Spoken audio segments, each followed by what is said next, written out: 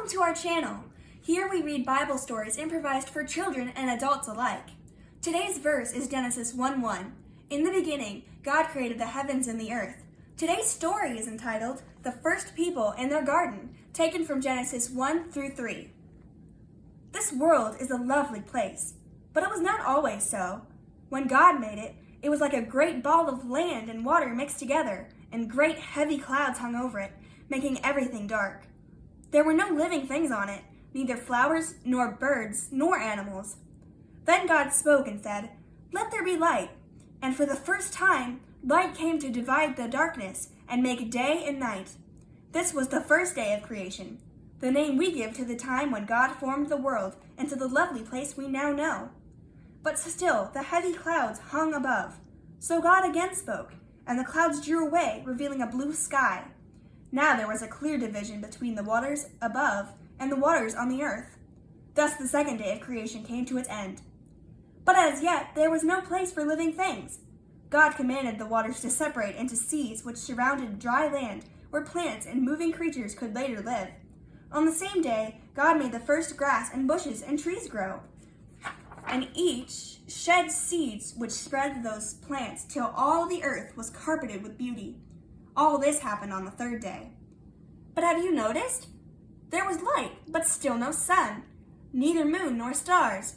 Only now did God make them, the sun to rule in the daytime, the moon at night, with the stars to shine alongside and light up the blackness of the sky. At the end of this fourth day, God looked at what he had made and was pleased. There were still no birds, nor fish in the seas. They were made on the fifth day. On that day, the first bird songs were heard, and the shining silver fish first began to swim in the seas and rivers. But there were still no animals. God made them on the sixth day, from the smallest to the largest, from the tiny mouse to the great elephant, and the creeping things, too, the shy lizards that live between the rocks but come out to bask in the sun. On the same day he made his greatest creation, the first man. We are unable to understand how he did it, but in his book, the Bible, he tells us that he made man from the dust of the earth.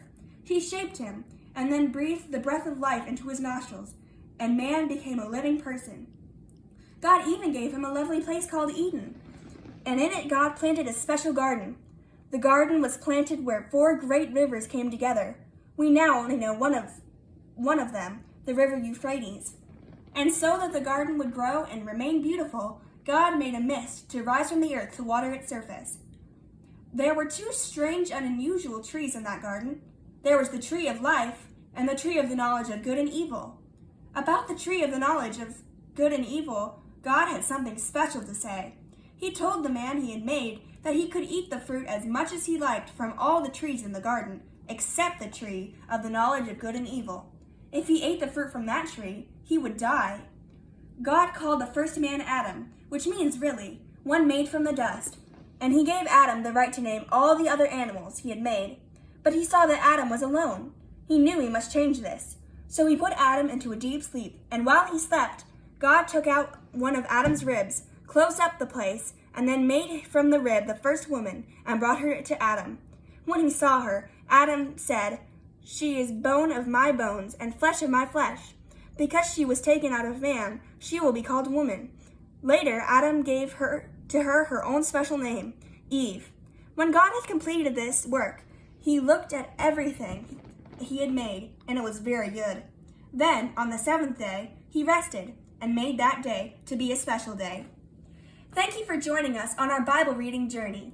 I hope you can join us next time for our next story.